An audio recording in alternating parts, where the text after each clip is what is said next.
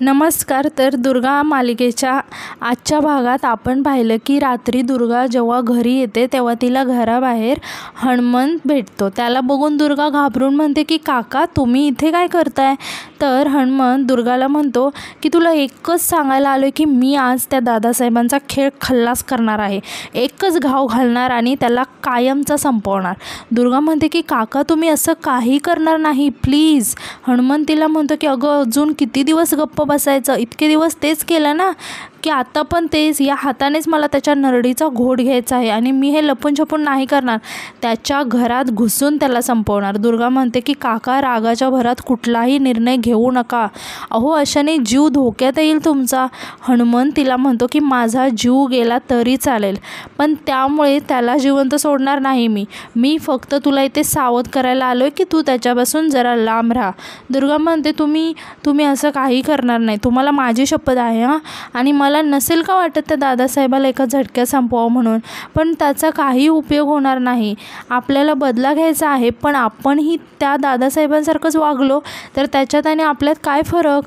त्याला मारायचं नाही, फक्त जिवंत ठेवायचं. दादासाहेबांचा जीव आहे त्याच्या सत्तेत, त्याच्या साम्राज्यात, समाजात त्याची जी देवमाणूस म्हणून इमेज झाली आहे ना त्याच्यामध्ये आहे त्याचा जीव आणि तीच इमेज आपण उद्ध्वस्त करायची. त्या राक्षसाला असं साधंसुद्धा मरण देऊन कसं चालेल, त्याची अब्रू चव्हाट्यावर आणायची आपण आणि त्याला आणि त्याच्या संपूर्ण कुटुंबाला रस्त्यावर आणायचं. शर्मेनं मेला पाहिजे तो. हनुमंत तिला म्हणतो हे सगळं काय तुला सोपं वाटतंय का. दुर्गा म्हणते सोपं तर नाहीच आहे पण मी करणार तर हेच. हनुमंत तिला म्हणतो मी आता शांत बसू शकत नाही, त्या अजिंक्य मोहितेची माणसं शोधतायत मला, आपल्याला जे काही करावं लागेल ना ते लवकरात लवकर करायचं आहे. दुर्गा म्हणते की माझ्याकडे ना आता एक प्लॅन आहे पण मी सांगेल तसं आणि तेवढंच करायचं. हनुमंत तिला म्हणतो तू फक्त सांग कधी घुसू त्याच्या घरी. दुर्गा म्हणते आज रात्रीच. इकडे मोहिते पॅलेसवर जग्गू मामा चिडून बसलेला असतो. रेवतीबाई त्याच्यासाठी जेवणाचं ताट घेऊन येतात आणि म्हणते मला वाटलंच होतं तू इथं असा तोंड फुगवून बसला असणार, लहानपणी पण तू असाच करायचा.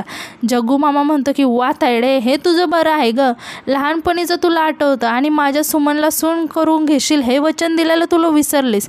मी पार ढगात गेलेलो खुश होऊन की माझी सुमन मोहितेच्या घरची सून होणार आहे. समध्या पंचक्रोशीत मी दिंडोरा पिटून मोकळं झालं होतं की मग कशाचं काय, कसं होणार माझ्या सुमनचं. रेवतीबाई म्हणते की तुझ्या बहिणीवर एवढा विश्वास नाही का.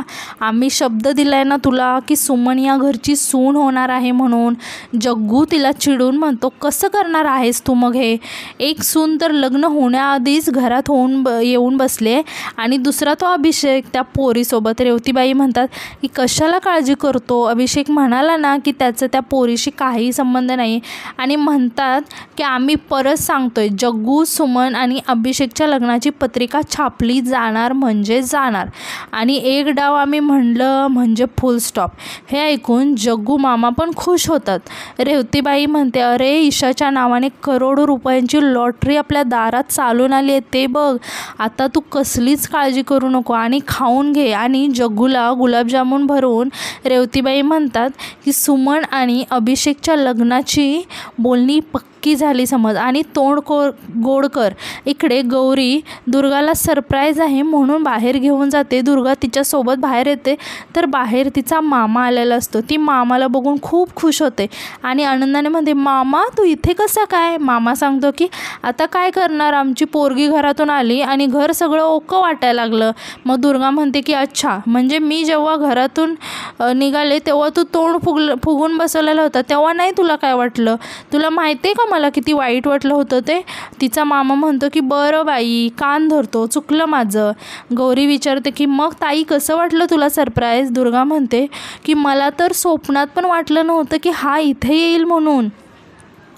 गौरी म्हणते की काका बरं झालं तुम्ही इथं आलात, आता मला ना बाबांच्या कॉलेजमधले सगळे किस्से ऐकायचे आहेत. मामा म्हणतात की आमच्या लेकीसाठी एक गंमत आणली आहे. दुर्गा जाऊन तो डब्बा घेते आणि म्हणते मला माहिती आहे मामीने माझ्यासाठी पुरणपोळ्या पाठवल्या असतील आणि विचारते की मामी बरी आहे ना रे. मला आईची तुझी मामीची खूप आठवण येते. मामा सांगतो की मामीला तुझी खूप आठवण येत असते आणि शालन तर घरभर दुर्गा दुर्गा म्हणून फिरत असते. दुर्गा म्हणते मी आत्ताच जाऊन मामीला फोन करते आणि ती फोन करायला आत जाते, ती मामीला व्हिडिओ कॉल करते. मामी तिला म्हणते की दुर्गा तुझी खूप आठवण येते, तुझ्याशिवाय एक घास उतरत नाही बघ घशाखाली. दुर्गा तिला हसत म्हणते की 4 दिवस झाले नाही येऊन तर तुमची ही गत आहे, लग्न करून गेली तर काय होईल तुमचं. तिची मामी म्हणते बरं ते जाऊ दे गं, तू कशी आहेस ते सांग आधी, बरी तर आहेस ना, जेवण वेळेवर करतेस ना गं. दुर्गा म्हणते हो, आणि आता तुझ्या पुरणपोळ्या खाल्ल्यावरती तर आणखीच मस्त होणार आहे. आणि विचारते आई आहे का गं तिथे. आई खिडकीत एकटीच उभी असते. मामी तिला फोन आणून देते. ती आई दुर्गाला बघून म्हणते की रखमा अगं किती उशीर झाला, किती रात्र झाली, घरी ये बघू, आता मला काळजी वाटायला लागले बघ. हे ऐकून दुर्गा खूप रडत असते आणि रडत रडत म्हणते की आता आपण आपल्या घरात जाणार आहोत ना, त्यासाठी आले मी इकडे.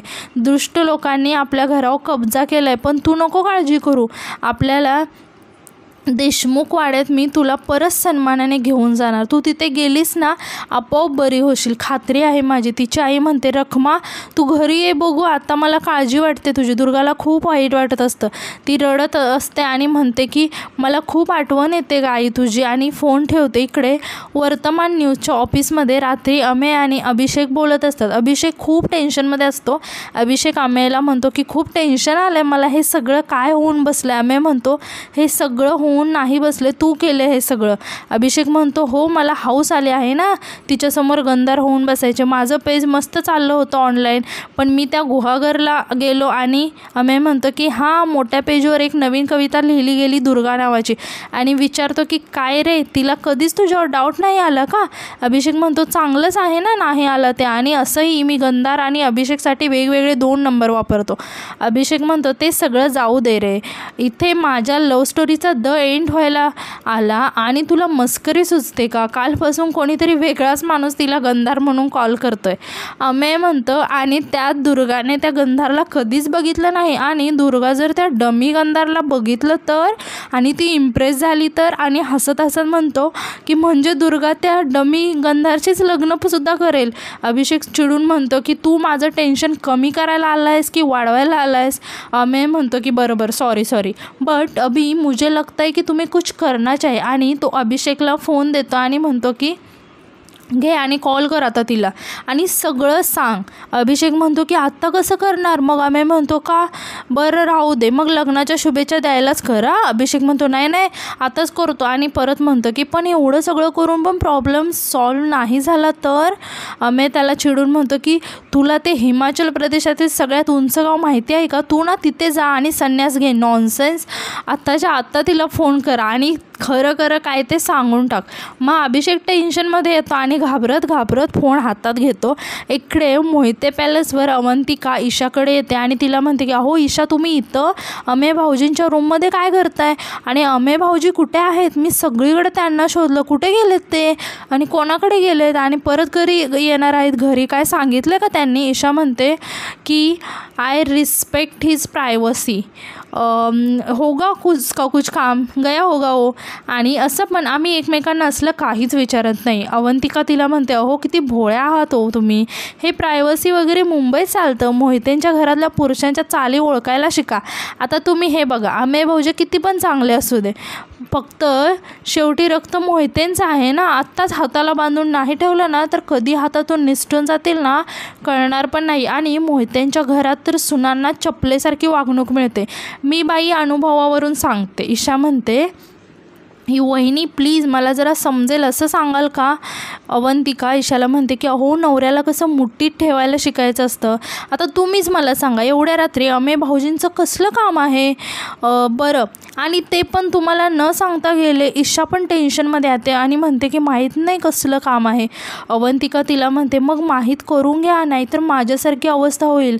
आणि अवंतिका तिथून निघून जाते आणि ईशाला खूपच टेन्शन येतं की नक्की अमेय कुठे गेला असेल. इकडे हनुमंत मोहिते पॅलेसवर जाण्यासाठी तयारी करत असतो आणि दुसरीकडे अभिषेक दुर्गाला फोन लावायचा प्रयत्न करत असतो. तो अमेयला म्हणतो की आत्ता नको सकाळी करू का मी फोन.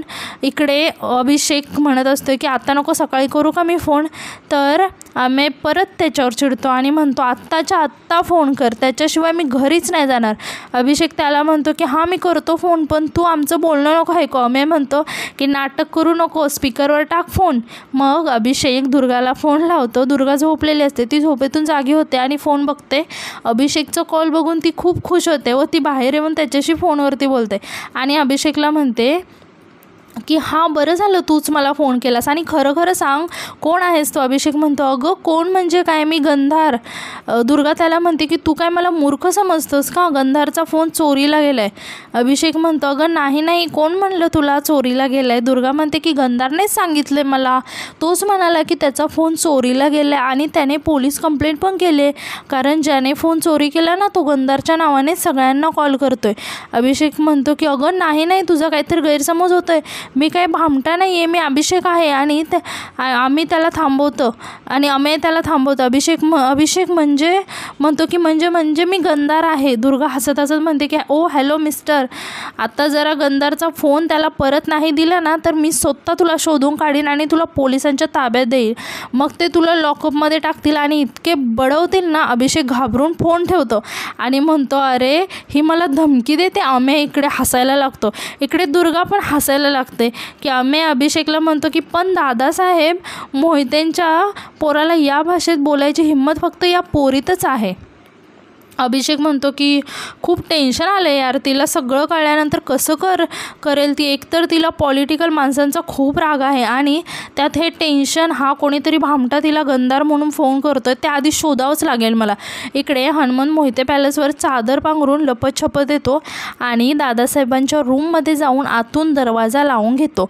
दादासाहेब गाढ झोपलेले असतात. तो चाकू काढून दादासाहेबांना मारणार, तेवढ्यात दादासाहेबांना जाग येते, पण हनुमंत त्यांच्या तोंडावर हात ठेवून त्यांच्या पोटात चाकू खुपसतो. तर तुम्हाला काय वाटतं की खरंच दादासाहेबांचा खून झाला असेल का की नक्की काय, हे कमेंट्समध्ये नक्की सांगा आणि आपल्या चॅनलला सबस्क्राईब करायला विसरू नका. थँक्यू.